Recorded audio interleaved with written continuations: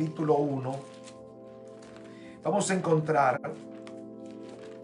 la columna vertebral para el evangelismo y el crecimiento de la iglesia para esta temporada profética.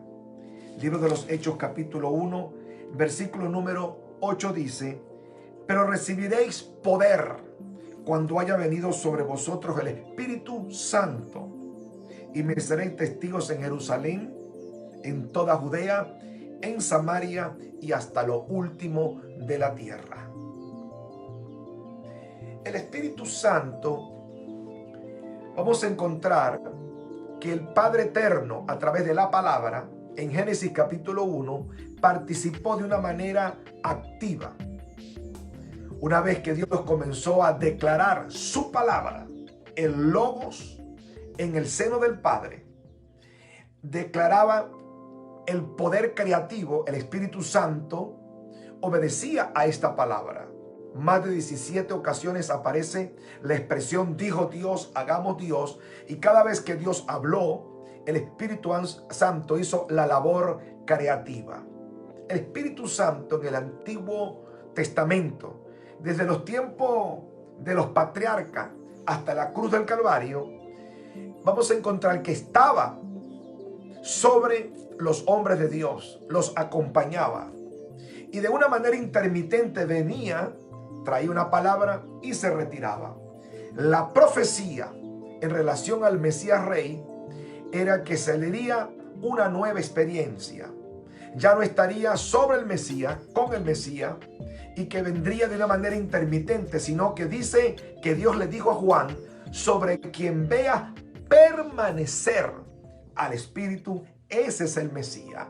Es la gran diferencia de Yeshua HaMashiach, el ungido, el Cristo, el ungido por Dios, prometido en los profetas, y todos los anteriores ungidos por el Señor. En el antiguo pacto encontramos que los reyes, para ejercer su función, tenían que ser previamente ungidos. Los profetas, los sacerdotes, había una ceremonia oficial con un aceite muy especial en su elaboración, revelado en el libro de Éxodo. Tenía canela, cálamo, una serie de cosas, y era prohibido hacer un aceite de imitación a este. El Espíritu Santo va a estar representado por ese aceite, porque ciertamente era un aceite físico, pero el que ejercería el cargo estaría consciente de que sus funciones ejecutivas, proféticas, sacerdotales, tenían que estar ancladas a la guianza del Espíritu Santo de Dios.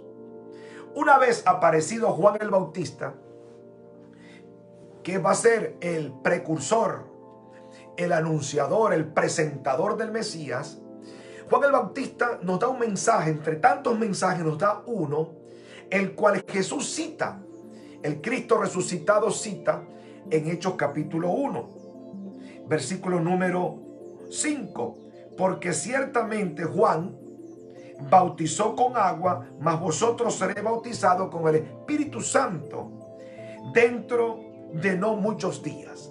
Fue Juan el Bautista quien relata: el que me envió a bautizar me dijo, sobre quien veas descender el Espíritu, señálalo.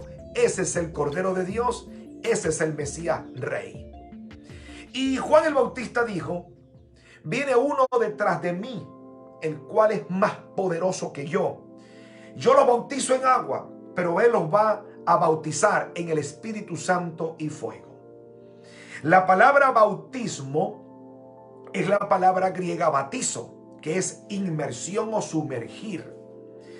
No es que Dios te llena, sino que Dios te toma y te sumerge. ¿Y sabe cuál es la gran figura? La figura es la que revela Ezequiel capítulo número 41, donde dice que Dios no es que entre en el profeta, sino que Dios le dice al profeta: camina 1000 codos. Y el agua comenzó a subir en diferentes niveles, en sus tobillos, en sus rodillas, en su cadera, en sus hombros, y llegó un punto donde ya el profeta estaba sumergido. El término inmersión, Juan dice: yo los sumerjo a ustedes. yo los meto debajo del agua, pero el que viene detrás de mí los va a sumergir en el Espíritu Santo y fuego. En otras palabras, el advenimiento de Cristo abre una nueva economía, un nuevo trato de Dios, una nueva administración, y donde el Espíritu Santo va a cambiar y va a amplificar su trato con cada uno de nosotros. Jesús, siendo anunciado por Gabriel, el Espíritu Santo vendría sobre María cuando ella preguntó: ¿y cómo será esto? El ángel le dijo: tranquila, el Espíritu Santo vendrá sobre ti y el santo ser que nacerá será llamado Hijo de Dios. Jesús fue engendrado y concebido al mismo tiempo por la persona del Espíritu Santo. No pudo comenzar su ministerio oficialmente, la presentación, sin antes tener la experiencia en el bautismo en agua, que le dio la apertura a que el cielo se abriera y se cumpliera la profecía que el Mesías Rey sería ungido y lleno, sumergido de una manera sobrenatural en el Espíritu Santo. Cuando estudiamos en el Antiguo Testamento las características relacionadas con el Mesías, el Espíritu Santo, vamos a quedar muy sorprendidos. Isaías 10:26 dice: 1. Que la unción del Mesías Rey traería un rompimiento de cargas y de opresión. Eso ocurrió con Jesús, donde Jesús llegaba, predicaba, enseñaba, echaba fuera demonios y sanaba a los enfermos. Por otro lado, Isaías 11 habla de que el Espíritu de Dios en el Mesías se le llama el retoño del tronco de Isaí. Tendría 7 características. Ahí están en Isaías 11, donde dice que tendría espíritu de sabiduría, de consejo, espíritu de temor a Dios, espíritu de inteligencia, de sabiduría. Y estas 7 manifestaciones vamos a encontrarlas en Jesús. Pero es en Isaías 61 donde vamos a encontrar una profecía triangular, donde se habla del Mesías. 2, se habla de la unción de Dios en el Mesías, el Espíritu Santo, y el efecto del Espíritu Santo que traería un ministerio de sobrenaturalidad a través del Mesías Rey Jesús. Dice la Escritura, Isaías 61, 1 en adelante dice: el Espíritu del Señor está sobre mí, porque me ha ungido, 1, para dar buenas nuevas a los pobres. Toda la persona que tendría una situación de carencia, de debilidad, de ausencia, sea de salud, financiera, espiritual, emocional, cual sea el área débil, el mensaje del Mesías traería fortaleza. Pero no se queda allí solamente en anunciar la palabra a los pobres y a los carentes, sino a los quebrantados de corazón. La unción sería tan tremenda que traería sanidad interior y mental a los oprimidos. Abriría la cárcel a los encarcelados. Quitaría la ceniza. Quitaría también la tristeza. Y otorgaría manto de alegría, óleo de alegría. Y vendría una reestructuración social, política, en aquellas comunidades que serían impactadas por el mensaje y la unción del Mesías Rey. Tengo un texto que nos da una síntesis de cómo fue el Espíritu Santo, Cristo y ese triángulo de la unción sobre el Mesías y su efecto en las masas, en las personas. Dice el apóstol Pedro, invitado por Cornelio y enviado por el Espíritu Santo, a abrir la puerta de salvación a los gentiles, en Hechos capítulo número 10, versículo 38, dice: como Dios ungió con Espíritu Santo y con poder a Jesús de Nazaret, y como éste anduvo haciendo bienes y sanando a los oprimidos por el diablo, porque Dios estaba con él. Examinemos por un minuto este versículo. ¿Cómo Dios ungió? Es Dios el que unge el Mesías Rey. ¿Cómo Dios ungió? Con Espíritu Santo y con poder. Con Espíritu Santo y con poder a Jesús de Nazaret. Y cómo éste anduvo haciendo bienes. La unción de Dios lo llevó a hacer bienes, beneficio, y habla de algo sobrenatural. Dice sanando a todos los oprimidos por el diablo, porque Dios estaba con él. Tener el Espíritu Santo, tener la unción, era tener la legitimidad y la legalidad de activar milagros y prodigios que abarcaron lo espiritual, expulsión de demonios como en el Gadareno, resurrección de muertos como Lázaro, multiplicación de panes, cambiar el agua en vino, sanidad en todos los órdenes, tanto a samaritanos como a gentiles, el sirviente del centurión. Las masas eran sacudidas por el poder del Espíritu Santo a través del Mesías Rey. Nosotros cuando vemos a Jesús actuando, en él operan las 5 unciones. El apóstol, el Cristo pastor, el Cristo profeta, el Cristo evangelista, el Cristo profeta. Vamos a encontrar el Cristo maestro. Pero en esta conferencia que estoy compartiendo con ustedes, quiero ponerle la lupa al Cristo evangelista, porque vamos a entrar un minuto a lo que es el crecimiento de la iglesia en este tiempo y el poder del Espíritu Santo. Vamos a encontrar que Jesús como evangelista nos lo relatan los evangelios sinópticos, que son Mateo, Marcos y Lucas. Estos 3 evangelios están asociados a las masas, a las multitudes, a los de afuera, mientras que Juan es más doctrinal, más teológico, y los diálogos son más relacionados con los discípulos.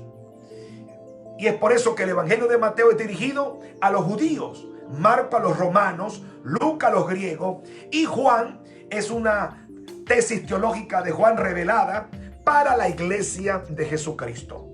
En los 3 evangelios, Mateo, Marcos, Lucas y Juan, va a predominar lo siguiente: que la unción de Dios en el Mesías Rey era para predicar. Usted lo ve en todas partes. Jesús predicaba, Jesús enseñaba, Jesús echaba fuera demonios y Jesús sanaba a los enfermos. Eso usted lo ve en reiteradas ocasiones en estos 3 evangelios. Pero tomo lo que Cristo profetiza y dice que lo que él hacía era un modelo de lo que Dios quería hacer, pero que a nosotros nos convendría que él se fuera, porque en lugar de él, Jesús mismo y el Padre, lo relata Juan, enviaría al Espíritu Santo. Y él dice: y ustedes van a hacer cosas mayores, porque yo voy al Padre. Cosas mayores que resucitar a Lázaro, cosas mayores que sanar a los enfermos, cosas mayores que liberar a los endemoniados. En otras palabras, una manifestación sobrenatural de alto alcance, porque ya la unción no estaría en el cuerpo de Jesús, el Mesías Rey, nada más, sino que ahora esa unción sería transmutada, transferida al cuerpo de Cristo, a la iglesia, al edificio, a la novia. Y aquí llegamos ya no hablando del Cristo humanado, sino que ahora pasamos a hablar del Cristo resucitado. El último discurso de Jesús, ¿cuál fue, Tobar? Está en Hechos capítulo 1, frente a 500 hermanos en el Monte de los Olivos, antes que subiera en el capítulo 1, versículo 11, y fuese llevado al cielo en una nube, y 2 ángeles dijeran: varones Galileos, ¿por qué estáis mirando al cielo? Este Jesús que se ha ido de esta forma volverá otra vez. Del versículo 1 al 10, Jesús está hablando sobre la despedida. El mensaje más importante de Jesús fue relacionado al Espíritu Santo. El mismo escritor dice, capítulo 1, versículo 2 dice: hasta el día en que fue recibido arriba, después de haber dado mandamiento por el Espíritu Santo a los apóstoles, en los 40 días de diálogo del Cristo resucitado con los apóstoles, lo que estaba dándole instrucciones específicas, y aquí dice que era por medio del Espíritu, e incluso los discípulos sin el Espíritu no lo podían entender. Es por eso que usted ve que Jesús en una de esas ocasiones dice que sopló y dijo: recibió el Espíritu y dice que su entendimiento fue abierto para comprender el lenguaje no del Cristo humanado, sino del Cristo resucitado. Y aquí en el capítulo 1 vamos a ver la importancia del Espíritu Santo y la evangelización. Estamos frente a lo que es un escenario escatológico. El mundo, creo que usted y yo, y creo que usted va a estar de acuerdo conmigo, no habíamos experimentado ni en la Primera Guerra Mundial, ni en la Segunda Guerra Mundial, ni Vietnam, ni Corea, ni todos los fenómenos de terrorismos, de terremotos en el mundo. Pareciera que el universo, todo ha fusionado y se ha puesto como de acuerdo a los acontecimientos escatológicos de Jesús anunciado. Por ejemplo, guerras, lo hay. Rumores de guerra, hambres, peste, desbalance climatológico, el COVID-19 con sus variantes, la inestabilidad política, social, la ciencia se aumentaría, el estrés, la angustia, Israel en su tierra. Nosotros, sin forzar la escritura, solamente darle lectura a la profecía de Jesús y leer la prensa y ver lo que está ocurriendo, cualquier mente normal simplemente entendería que estamos frente al cumplimiento de Mateo capítulo 24 del 1 al 13. Pero en medio de Mateo 24 del 1 al 13 está un versículo que muy poco está siendo predicado. Es el versículo número 14. Que en medio de la pandemia, de la peste, del hambre, de los terremotos, de los tsunamis, de la crisis mundial, Mateo 24:14 dice: y será predicado este evangelio a todas las naciones y luego vendrá el fin.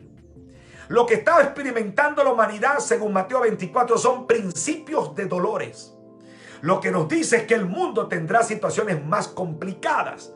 Pero antes que el mundo estalle totalmente, la Biblia dice que la iglesia, el instrumento final de evangelización mundial, debe cumplir su acometido, su anuncio, su misión, visión. Y es por eso que la iglesia, desde Hechos capítulo número 1 hasta hoy, la iglesia debe volver a la fuente originaria de la sobrenaturalidad. Número 1, recibir y hacer memoria de los mandamientos que Cristo le dio a los apóstoles, que están plasmados en las cartas. Las cartas fueron escritas posteriormente a la resurrección de Jesús. Ahí están los mandamientos, ahí están las doctrinas apostólicas. 2, cuidado con el factor de distracción. Los apóstoles, mientras Jesús les hablaba del bautismo, del poder de la evangelización mundial, los apóstoles, los reunidos, estaban perturbados y preguntaron: Señor, ¿restaurarás a Israel en este tiempo? Porque la profecía habla de la restauración de Israel como cabeza de naciones. Y curiosamente Cristo les dice a los cristianos: no les toca a ustedes inmiscuirse sobre eso. Son cosas y temas que corresponde al Padre. Ustedes ocúpense de lo que les estoy mandando a hacer. Hoy por hoy la iglesia puede desviarnos los diferentes temas válidos, pero que no es nuestro llamado. Hay personas, pastores y ministros, que se han envuelto en temas de compilación, en temas de diferentes tópicos, que vale la pena estudiarlo, pero no es el mensaje que Dios te entregó a ti. El mensaje que nos entregó a nosotros es la palabra de la reconciliación. Cristo Jesús anunciado al mundo. Cristo Jesús, el Salvador, el Cristo que salva, que sana, que libera, que prospera, que transforma al ser humano. Es como Pablo dice: presentar ante Cristo todo hombre perfecto. Anunciar que la esperanza de los pueblos y las naciones está en que conozcan al Hijo de Dios. Y la agencia autorizada de anunciar, enseñar, proclamar, interceder, profetizar, apostolar las naciones se llama la iglesia. Entonces no podemos darnos el lujo de estar desenfocados, llenos de temor, de angustia, de estrés y perder el olfato profético de lo que Dios está demandando en este tiempo. Esta generación va a ver cumplimiento.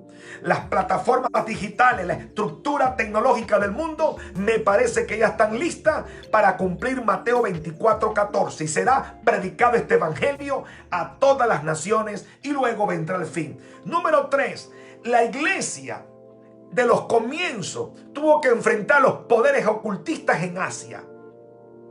Tuvo que enfrentar el legalismo. Tuvo que enfrentar las filosofías griegas en Corintio. Tuvo que enfrentar la indiferencia intelectual en Atenas cuando fue Pablo. Tuvo que enfrentar la promiscuidad de Roma en Babilonia. Ahí lo dice la escritura, que a Roma le llamaban Babilonia. Señores, por eso que la iglesia tenía no salir solo con teología. Jesús plantea una iglesia con palabra y una iglesia con poder. Repita conmigo, vamos iglesia. Una iglesia de palabra y una iglesia con poder. Durante 3 años Jesús los había doctrinado, les había dado un seminario teórico práctico del ministerio, pero ahora luego él dice, no están todavía listos, necesitan ser empoderados con el poder del Espíritu Santo. Hechos 1:8 dice, recibiréis poder. Y es allí donde yo me refiero, que nosotros tenemos que anunciar un evangelio completo. Predicar el Cristo que salva, que sana, echar fuera demonios, sanar los enfermos, proclamar con la seguridad de los apóstoles del comienzo que Cristo está vivo, y una de las evidencias que van a corroborar que Él es real son los milagros. Jesús le gusta hacer milagros, está dispuesto a hacerse presente, pero esta iglesia tiene que tener una vida llena del Espíritu Santo, y eso es lo que va a producir crecimiento en la iglesia. Bienvenido a los métodos de célula en los hogares, las casas café, los grupos de paz, la tecnología, el video y todo lo que son la prédica por las plataformas digitales. Bienvenidos a los congresos, los aniversarios, los eventos, las tomas de territorio. Pero lo que va a darle oxígeno a la iglesia, vitalidad a la iglesia, eficacia y eficiencia a la iglesia, es cuando la iglesia esté llena del poder del Espíritu Santo. Son 5 palabras que se usan en el Nuevo Testamento, Nestlé, para definir la palabra poder: energema, energía, energía, praxis. Pero hay una quinta que es la que usa Lucas para definir lo que Jesús quería decir, y es la palabra dunamis, dunateno, dunamis. Es la raíz de la palabra dinámica. La dinámica es la ciencia de la física, que estudia el movimiento. Es la raíz de la palabra dinamo, que es un aparato que genera energía. Es la raíz de la palabra dinamita, que es la explosión molecular de la pólvora. Hace un movimiento expansivo atómico cuando ella explota. Entonces Jesús, cuando toma la palabra dunamis, tenía implícito estos conceptos: que la iglesia tiene que estar en movimiento. Toca al vecino y dígale, muévete, muévete. Si algo necesitamos en este tiempo es movimiento. Y si usted lee el texto, lo que Cristo está diciendo es, te quiero movilizado. La iglesia en Jerusalén tiene que ir a Judea, al barrio, al pueblo, a la ciudad. Pero no se pueden quedar allí. Tienen que traspasar a Samaria, Jerusalén, Judea, Samaria, romper todos los prejuicios raciales y culturales, cruzar a Samaria, y sigue, y dice hasta lo último de la tierra. ¿Qué es lo que le va a dar a la iglesia movimiento? Vitalidad. Es el poder del Espíritu Santo de Dios. La iglesia tiene que hacer su trabajo. Dios se va a mover cuando nosotros nos movamos. Y es el mismo Pablo en Romanos 8 que él dice que la creación gime. Señores, los gobiernos gimen, la economía gime, Los hospitales gimen, la juventud gime, la estructura de la niñez y la sociedad gime. Y dice que está esperando la manifestación de los hijos de Dios. Pero los hijos de Dios, para manifestarse, tienen que estar llenos del poder del Espíritu Santo de Dios. Necesitamos hijos llenos, vitalizados con el Espíritu Santo. Y cuarto, para ya ir terminando, el crecimiento de la iglesia también se va a ver de una manera activado con una iglesia que tenga conciencia de reino y de conquista. Ciertamente estamos en tiempos escatológicos. Yo creo que Cristo vuelve otra vez, pero la segunda venida no puede ser un factor de desmotivación. Bueno, como Cristo viene, ¿para qué voy a comprar un templo? Como Cristo viene, ¿para qué voy a estudiar? Como Cristo viene, ¿para qué me voy a casar? Cuando yo me convertí en el año 77, había esa ola escatológica. Y muchos de los muchachos que yo conocí dejaron de estudiar porque Cristo venía. Dejaron de ir a la universidad porque Cristo venía. La política era del diablo, la economía era del diablo, el deporte era del diablo, la tecnología era del diablo. Y aquella iglesia más santa pero ignorante, perdimos generaciones de jóvenes, generaciones de personas. Estoy hablando de la década de los 70, de los 80. Y recientemente la iglesia está despertando a la realidad histórica, donde como sal de la tierra y luz del mundo, tiene que estar donde esté la necesidad. La sal en sí misma no tiene función. Es cuando sale la carne, sale el pescado y le preserva que no se pudra. Como luz no puede estar debajo del almud, tiene que estar arriba para alumbrar a los que están en casa. La luz tiene que estar en medio de las tinieblas. El autor del Evangelio, Jesucristo, el Hijo de Dios, nos ha enviado a un mundo hostil. Y Él dijo: Padre, no te pido que los quites del mundo. Hay gente que está deseosa que Cristo los quite del mundo. Y Cristo ora y dice: no ruego para que los quites del mundo, sino que los guardes del mal. Y así como tú me has enviado, yo los envío a ellos. Así que, señores, Dios necesita gente comprometida en la transformación del individuo, la familia, la iglesia y la sociedad. Y es a través de la evangelización. Señores, la esperanza del mundo no es el capitalismo. La esperanza del mundo no es el comunismo ni el socialismo. La esperanza del mundo no es la organización LGBTIQ y Z y de todo. La esperanza del mundo está en Cristo Jesús, y en Cristo Jesús es la prédica.